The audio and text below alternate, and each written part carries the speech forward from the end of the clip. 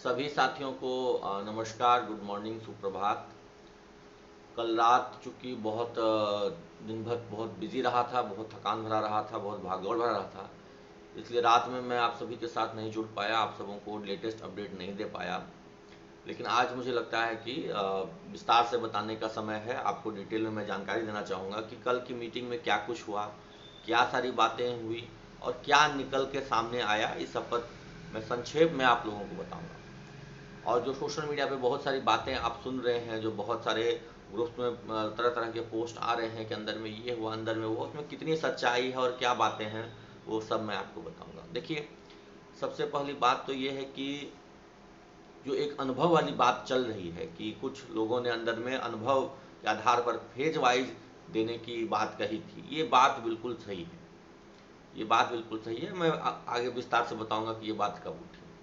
लेकिन मैं शुरुआत में ही बताना चाहता हूँ आपको कि शुरुआत में ही जब बैठक की शुरुआत हुई तो उसी वक्त जो है कि इस बात पर सबसे पहले मुख्यमंत्री जी ने बात को शुरू किया और कहा कि एक शिक्षा विभाग का क्या ओपिनियन है, पहले इसको आप लोग सुन लीजिए, उसके बाद फिर हम लोग चर्चा करेंगे। तो वहाँ पे चूंकि शिक्षा विभाग के भी पदाधिकारी थे तो उन्होंने अपना एक ओपिनियन प्रेजेंटेशन जो भी कही है वो दिया और बताया उनको, मतलब जो नियोजित शिक्षक हैं उनकी गुणवत्ता, उनके पठन पाठन के तौर तरीकों पर बहुत बड़ा प्रश्न चिन्ह उन्होंने खड़ा किया और कहा कि बिहार की शिक्षा व्यवस्था में बहुत सुधार की ज़रूरत है, शिक्षक अच्छे से नहीं पढ़ाते हैं और इस तरह की तमाम बातें शिक्षा विभाग के द्वारा कही गई।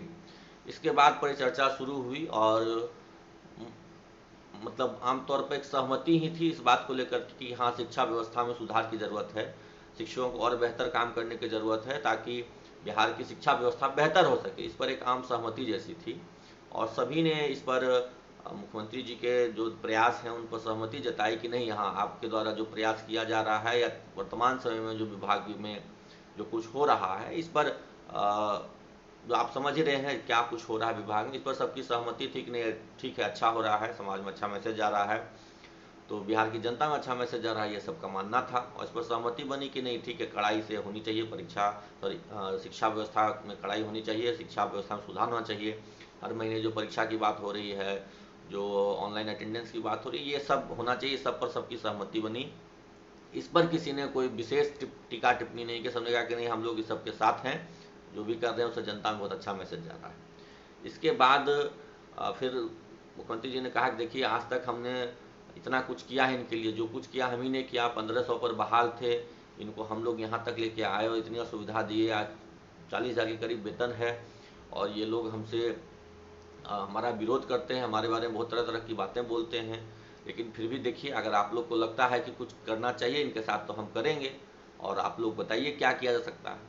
तो इसके बाद एक एक करके बारी बारी से कहा सबने कहा और इसी बीच में आपको बताना चाहूँगा कि वामपंथी दलों के दो विधायक ने, एक्चुअली एक विधायक और एक एमएलसी साहब ने ये अपने वक्तव्य में ये प्रस्ताव दिया कि अगर सबको एक साथ देना संभव नहीं है और एक साथ नहीं दिया जा सकता है तो ऐसा हो कि फेज वाइज दिया जाए। फेज वाइज की बात आप देखेंगे कुछ दिनों पहले मीडिया में भी एक एमएलए महोदय कह रहे थे, बार बार उनका बयान भी काफ़ी वायरल हुआ था कि फेज वाइज दिया जाए, फेज वाइज दिया जाए। फेज वाइज देने की बात वो इसलिए कह रहे थे क्योंकि उनकी पत्नी खुद शिक्षिका हैं और 2005 से ही, मेरे ख्याल से 5-6 से ही वो शिक्षिका हैं, तो कहीं ना कहीं वो अपने इस पारिवारिक और एक अपने व्यक्तिगत निजी एक कहिए कि मंतव्य से प्रभावित थे और वो फेज वाइज देने की बात कर रहे थे और कह रहे थे कि अनुभव के आधार पर फेज वाइज दिया जा सकता है, ऐसा उन्होंने एक प्रस्ताव दिया। इस पर एक और वाम दल के एमएलसी साहब थे, उन्होंने भी सहमति जताई कि हाँ, हमारी शिक्षक संघों से भी बातचीत हुई है, वो फेज वाइज देने पर वो सहमत है, उनको कोई आपत्ति नहीं है, फेज वाइज दिया जा सकता है, एक अनुभव का आधार पर कैटेगरी बना करके कि इतने साल जब हो जाए तो उसको दिया सकता है। लेकिन इस पर जब कांग्रेस की ओर से शकील अहमद खान साहब का वक्तव्य आया, बोलने के लिए आया, तो उन्होंने एकदम सिरे से डिनाई कर दिया और हम लोग पिछले 3 दिनों से जो उनके पास लॉबिंग कर रहे थे, उनको अपनी बातें जाके कह रहे थे, समझा रहे थे, उसका काफ़ी असर हुआ और माननीय विधायक दल के नेता, कांग्रेस के विधायक दल के नेता शकील अहमद खान साहब ने बारीकी से हम सभी का पक्ष रखा। मैं नहीं कह रहा हूँ सिर्फ टीटी शिक्षकों का पक्ष रखा, सभी का पक्ष रखा और सभी का पक्ष रखते हुए ये कहा कि अगर डायरेक्ट देने में कोई असुविधा है, आप बिना किसी प्रक्रिया के नहीं दे सकते हैं, या उसमें कानूनी अड़चन है, तो ऐसा किया जाए कि उसको एक बारीक तरीके से एक प्रोसेस बना दिया जाए जिसमें कि सबको मिल जाए, और वो प्रोसेस एक विभागीय परीक्षा हो सकती है। शकील अहमद खान साहब का आज आप अखबारों में स्टेटमेंट भी देखेंगे, दैनिक भास्कर में उनका स्टेटमेंट छपा है कि विभागीय परीक्षा की उन्होंने वकालत की है, क्योंकि शिक्षा विभाग के प्रेजेंटेशन द्वारा ये कहा गया था कि कानूनी अड़चन है सबको एक साथ राज्यकर्मी का दर्जा देने में बिना किसी प्रक्रिया का पालन किए हुए। इस पर विजय चौधरी जी ने भी सहमति जताई कि हाँ, ऐसा कानूनी ओपिनियन तो है कि बिना परीक्षा के नहीं दे सकते हैं, कुछ ना कुछ परीक्षा यहाँ पर लेना पड़ सकता है हम लोगों को।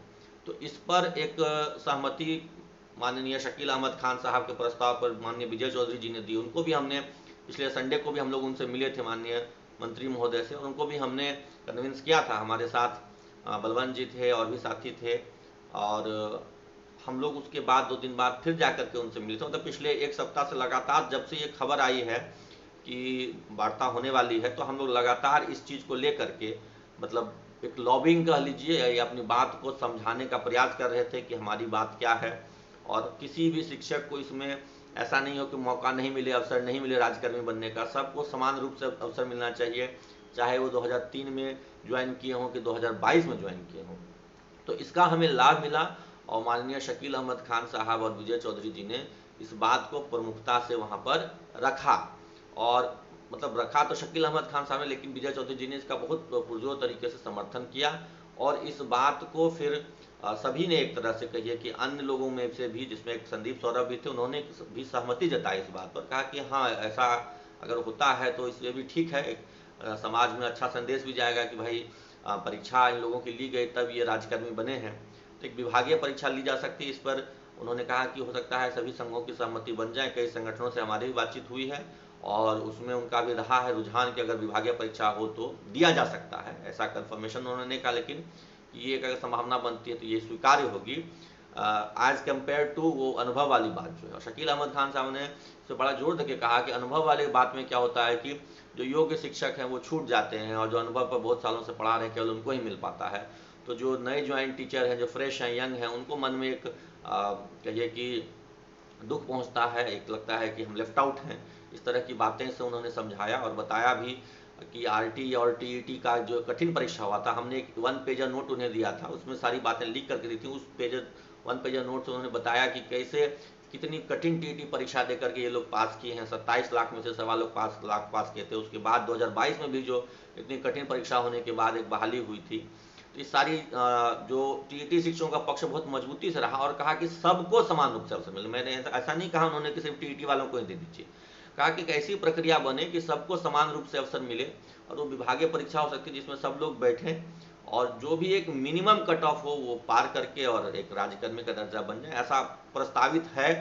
अभी तक कोई अंतिम मुहर नहीं लगी, और मीटिंग लगभग यहीं कंक्लूड हुई। फिर सबने कहा कि नहीं, शिक्षा व्यवस्था की मतलब सुधार होना चाहिए, इस पर हम लोग सहमत हैं, सब लोग मिलकर के सुधार करेंगे। तो ये एक प्रस्ताव जो थे सभी के द्वारा दिया गया, जिसमें ये सत्य है कि वाम दलों के एक विधायक और एक एमएलसी, यानी कि 2 लोगों के द्वारा अनुभव वाली बात कही गई थी। और वो 2 लोग कौन थे, आप लोग भली भांति समझ जाएंगे। कल के सारे खबरों को सुनेंगे, समझेंगे तो आपको समझ में आ जाएगा ये कौन 2 लोग थे जिन्होंने कि वो अनुभव के आधार पर फेज वाइज देने की बात की। उनमें से एक का तो बयान भी कुछ दिनों पहले वायरल हुआ था, उन्होंने फेज वाइज देने की मांग की थी। तो लेकिन खुशी की बात है कि उसको बहुत मजबूती से माननीय शकील अहमद खान साहब, माननीय विजय चौधरी जी, और यहाँ तक कि संदीप सौरभ जी ने भी इस बात को काफ़ी मजबूती से काटा। क्योंकि जब शकील अहमद खान और विजय चौधरी एक पक्ष में हो गए तो संदीप सौरभ जी ने भी उसमें हाँ में हाँ मिलाया और कहा कि नहीं, इस बात पर शिक्षक संघ सहमत हो सकते हैं। तो मिला जुला करके बात ये रही कि सभी की बातों को सुना गया है, और सभी पक्षों पर विचार किया गया है। जो तालीमी मरकज हैं, जो टोला सेवक हैं, और जो रसोईया तक हैं, यहाँ तक कि आंदोलन की ओर से रसोइयों की भी बात हुई। वहाँ पर कहा गया कि सबको कुछ रेगुलराइज कीजिए, इस तरीके से अनियमितता जो है, जो कॉन्ट्रैक्चुअल बहाली वाली व्यवस्था है, उसको हमने चुनाव में वादा किया था उसको खत्म करने का, उसको खत्म कीजिए। सबको कुछ सबके लिए कुछ कर दीजिए कि ताकि चुनाव में भी इसका सकारात्मक असर हो, समाज में एक मैसेज जाए कि हमने जो वादे किए थे वो पूरे किए हैं। तो इसके बाद सारे विधायक लोग निकल कर आ गए, और अंदर में शिक्षा विभाग के पदाधिकारी आमिर सुबहानी साहब, के पाठक जी, माननीय शिक्षा विभाग के मंत्री, और तेजस्वी जी, वित्त मंत्री जी और मतलब मुख्यमंत्री जी, ये लोग बच गए। इन लोग ने आपस में कुछ डिस्कशन किया है, कुछ मीटिंग की है और शिक्षा विभाग को कहा गया है कि एक प्रस्ताव फाइनलाइज किया जाए, एक प्रस्ताव फाइनल करे, मतलब क्या प्रक्रिया होगी, कैसे क्या होगी, उसको तैयार करिए। उसके बाद फिर उसको कैबिनेट के समक्ष रखा जाएगा, वहाँ पर डिस्कशन होगी और उम्मीद है कि जल्द ही ये होगा। जल्द मतलब हो सकता है कि 15 सितंबर को भी हो, सॉरी 15 अगस्त को भी हो, नहीं तो 5 सितंबर से पहले अवश्य हो जाएगा, क्योंकि बहुत ज़्यादा विलम्ब करने के मूड में नहीं है सरकार, क्योंकि शिक्षकों का विरोध हर जगह झेलना पड़ रहा है, सोशल मीडिया पर, टीवी डिबेट्स पर, न्यूज़ डिबेट्स में। तो उससे सरकार अब बचना चाह रही है। चुनाव का समय है, चुनाव के समय में चाहती है कि गुड फीलिंग के साथ जाए और सभी नियोजित शिक्षक, जितने भी नियोजित शिक्षक हैं, सबको समान रूप से राज्यकर्मी का दर्जा हासिल करने का अवसर मिलेगा। किसी के साथ कोई भेदभाव नहीं होगी, ऐसी पूरी संभावना है।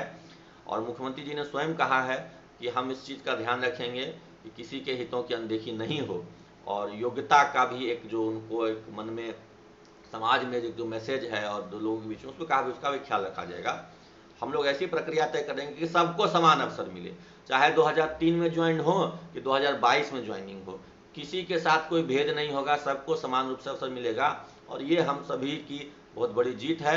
हम लोग पिछले मतलब कहिए कि 5 दिनों से, जिस दिन से ये खबर मिली कि इस तरह की बैठक होने वाली है, मैं, हमारे साथी बलवंत भाई समस्तीपुर से जो हमारे प्रदेश महासचिव हैं, गया से हमारे नितेश जी, पटना से हमारे उदय शंकर जी, तबरेज भाई, अकमल भाई, हम लोग लगातार लगे हुए हैं। और कल तो हम लोग विभिन्न संगठनों के जो भी लोग थे एकजुटता से इसमें लगे रहे, विभिन्न विधायकों के पास जाके मिले, हमने अपनी बात को रखा।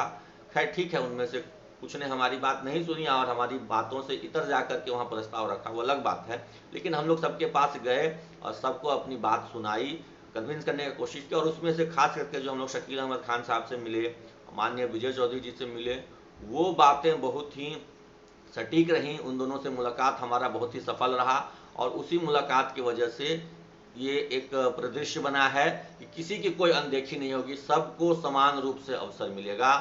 जो भी हमारे साथी इस पूरे मुहिम में पिछले 5 दिनों से लगातार लगे रहे और जो साथी हमारे 3-4 महीनों से संघर्ष करते रहे हैं, विभिन्न जिलों में जो निलंबित हैं, इन पर कार्रवाई हुई है, सबका मैं तहे दिल से धन्यवाद देता हूं। और साथ ही अपील करता हूं कि हम लोगों को जब तक अंतिम प्रारूप नहीं आ जाए, हमको लगे रहना है। क्योंकि देखिए, कुछ लोग अभी भी लगे हुए रहेंगे कि जो अनुभव की बात वहां कहवाए थे, वो चाहेंगे कि इस तरह का कुछ ना कुछ कंडीशन बीच में कहीं कोई क्लॉज में घुसवा दिया जाए। लेकिन साथियों, हम लोग किसी तरह के टर्म एंड कंडीशन को नहीं मानना चाहते हैं। सबको समान रूप से अवसर मिले। अगर परीक्षा भी नहीं ली जाए तो ये भी बहुत अच्छी बात है, लेकिन अगर कोई विभागीय हल्की सी परीक्षा होती भी है तो उसमें सबको बैठने का अवसर मिले, सबको समान रूप से मिले, इस तरह का हम लोग चाहते हैं। लेकिन हम लोग को अगले 1 महीने, जब तक कि फाइनल ड्राफ्ट नहीं आ जाए, हम लोग को सजग रहना है, तैयार रहना है, लगे रहना है इसमें कि कहीं से भी कोई चूक नहीं हो जाए। ऐसा नहीं कि हम लोग सो गए और बीच में कुछ उधर गड़बड़, कुछ खेला हो गया, ये सब नहीं होना चाहिए। आप सबका सहयोग मिलता रहे, साथ मिलता रहे, इसके लिए आप लोगों को विनम्र प्रार्थना है कि आप साथ और सहयोग देते रहें। और आप ही की वजह से मतलब हम लोग इतना संघर्ष कर पाते हैं, लड़ पाते हैं, निलंबित हैं। और देखते हैं आप टीवी डिबेट में, न्यूज़ डिबेट में हम लोगों को क्या क्या नहीं बोल दिया जाता है, फिर भी हम लोग धैर्य रख करके, संयम रख करके लगे हुए हैं। आप सबका साथ सहयोग मिलता रहेगा तो हम लोग इसी प्रकार से मतलब संघर्ष करते रहेंगे। और इस बार जो हमारी जीत होगी, कहिए कि बहुत बड़ी जीत होगी, कि टीटी शिक्षक हों, पूर्व से नियोजित शिक्षक हों कि नए बहाल शिक्षक हों, सब एक समान, एक साथ विद्यालय में अध्यापक बनेंगे और राज्यकर्मी बनेंगे, एक साथ मिलकर के पढ़ाएंगे और विद्यालय का वातावरण बेहतरीन होगा, शिक्षा व्यवस्था बेहतरीन होगी। इस बात का हम लोगों को पूरा उम्मीद है। आप सभी साथियों का धन्यवाद जुड़ने के लिए। और निलंबन वगैरह की जो प्रक्रिया थी उस पर भी फिलहाल चर्चा नहीं हुई। अंतिम रूप से जब निर्णय होगा तो उस पर भी चर्चा हो जाएगी, उसके लिए घबराना नहीं है। हम लोग उसके लिए, सभी संगठन के लोग आपस में बात विचार विमर्श कर रहे हैं, हम लोग लगे हुए हैं, बने हुए हैं। जुड़े रहिए, सहयोग समर्थन करते रहिए। धन्यवाद।